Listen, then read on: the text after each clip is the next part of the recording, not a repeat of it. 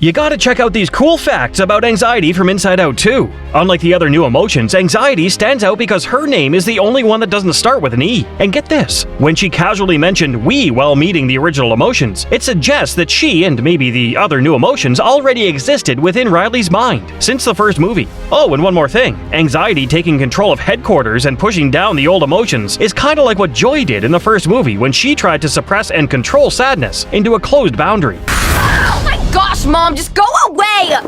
Did you hear that sadness might be the antagonist in Inside Out 2? This is so sad! Yeah, in the sequel, they introduce some new emotions into Riley's mind. When anxiety is introducing herself in these new emotions, sadness asks for the big guy's name. She's got this slight smirk on her face, like she's into them. You know how when someone gets anxious or embarrassed, they start feeling sad? I think that's why sadness is going to be important in this movie. Also, when all 5 emotions are trapped in a bottle, we see them all, but when they escape, we only see 4 and sadness is missing. Maybe sadness ran off to join anxiety, leaving the others behind. It's just a theory though, we'll have to wait and see.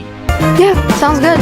So is Riley bisexual? The newest Inside Out 2 trailer was one of the best trailers I've seen in a long time. It shows a lot without showing a lot, especially for the movie's fans. This is a roller coaster of excitement and nostalgia. The trailer has sparked intense discussion regarding Riley's potential bisexuality. Let Operation New Riley begin. Come on! This speculation stems from various clues, such as Riley going on a date with a boy in a previous short film, and the upcoming sequel exploring the period of life where many question their sexuality. Observing Riley's complex emotions, particularly envy always popping up around a new female character, suggests a possible romantic interest. The trailer hints at Riley's fluctuating emotions when the girl is present or absent, potentially indicating a crush. She's mostly bored in the scenes when the girl is absent. It seems the film will delve into Riley's internal struggles and how they may affect her friendships. The focus on this new character in the trailer raises questions about Riley's romantic inclinations towards girls. Well, that's a preview of the next 10 years. So, in my Inside Out 2 video, which went viral, I noticed a lot of you commenting on why I said what I said and why does a movie like this have to be about gender identity, LGBTQ, etc.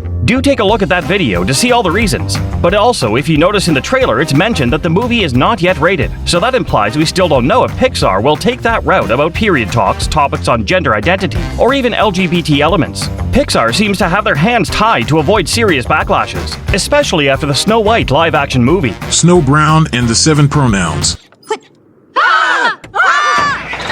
Riley has a boyfriend in the new Inside Out 2 movie, so I noticed this one scene, paused, and really looked closely, and that's when I found it. Riley is hanging out with a black/green shirt guy. She looks like she's going to go somewhere with him. So did Jordan get dumped? Since Riley is going to change her school, it's plausible that they didn't want to continue with a long-distance relationship. I mean, this is if the date went well. So did he get friend-zoned or even harder, dumped?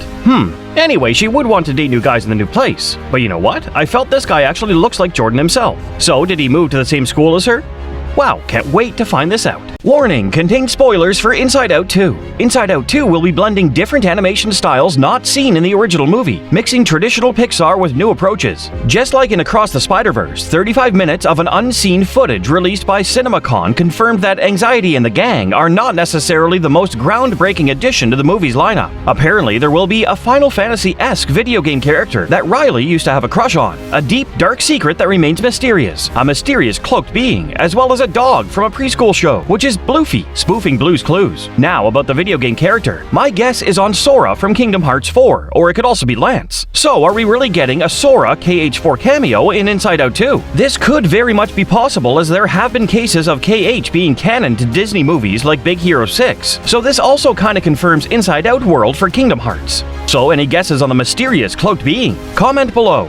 Yeah! Pixar revealed the first glimpse of another brand new emotion in Inside Out 2, nostalgia. Nostalgia was revealed through a key art photo. This emotion, not seen before, is portrayed as a warm, gentle, elderly lady. I think this might be the mysterious emotion voiced by Oscar nominee June Squibb, whose casting Pixar revealed months back. The photo was shared by Pixar Post on X or Twitter. Alongside this exciting reveal, Inside Out 2 will have its own art book, providing fans with a behind-the-scenes look at the movie's creation. The art of Inside Out 2 will be released on May 7, a month prior to the sequel's premiere. Yeah! So in Inside Out 2, why do you think envy is a little kid while embarrassment is portrayed as a huge elephant? Let me explain through examples. For instance, how do you feel when you are envious or jealous of something or someone? You feel little or inferior in front of them, right? So that's why why I think Envy is a tiny frame character. While on the other hand, when we're embarrassed, we feel like the whole world is looking only at us. We feel so noticeable while we just want to hide and cover ourselves, make ourselves invisible. That's exactly how the character is built. What do you think? Let us know in the comments. You can't just bottle us up! Did you notice the Four Town poster in Riley's bedroom in Inside Out 2? Yes, the Four Town May and her friends are obsessed about and turning red is on Riley's wall behind her bed. It's great to know that the band is still in trend and being worshipped more than 20 years later. As we know, Turning Red took place in the early 2000s, whereas Inside Out 2 is parallel to the same time as us in the present.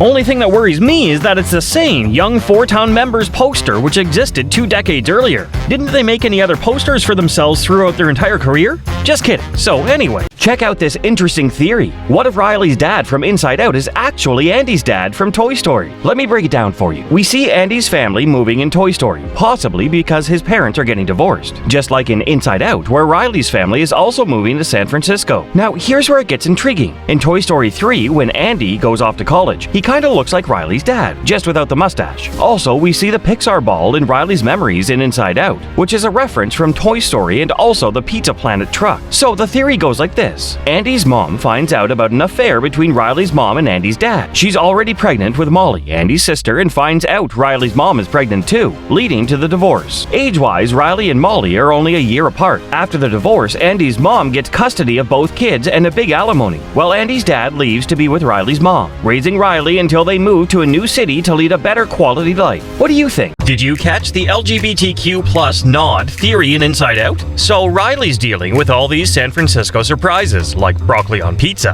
Yikes. And Anger spots a seriously hairy guy and calls him a bear. Now, few theorists believe that this is an LGBTQ reference. In San Fran's lively gay community, a bear means a big, hairy guy. Most kiddos and even adults probably missed that sneaky reference. But let's be real, was this theory a stretch?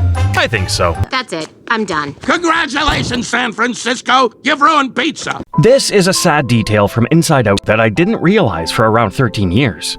I think Riley's mom is secretly depressed. So we know every person has a main emotion which leads the show in their heads. Riley's, we know, is happy. Her dad's head, on the other hand, is led by anger. Anger is the one taking decisions and mostly giving orders, indicating he's almost always stressed or has anger issues. Look! Here it comes! Prepare the foot! To position. Ready to launch on your command, sir. Fire! That's it. Go to your room. On the other hand, if you notice the mom's leading emotion, it's sadness. I wonder what caused this. Be alright. Let's just stop saying everything will be alright. Is Riley really adopted? Watch till the end. Riley and her parents' sudden relocation to San Francisco in the film suggests a possible connection to Riley's biological origins. Maybe her real parents wanted her to live close by to them. This is not a random vague assumption, and I'll explain why. Physically, Riley bears significant differences from her parents. These distinctions become more clear in the second movie. For instance, Riley's long blonde hair contrasts sharply with her parents' darker hair tones. Moreover, her blue eyes stand out against her parents' brown ones, prompting speculation about her biological lineage. The opening scene from the first movie, where her mother is not in a typical delivery room setting, supports these doubts further. Several such clues hint at this possibility. What are your thoughts on this matter? Be alright. Let's just stop saying everything will be alright.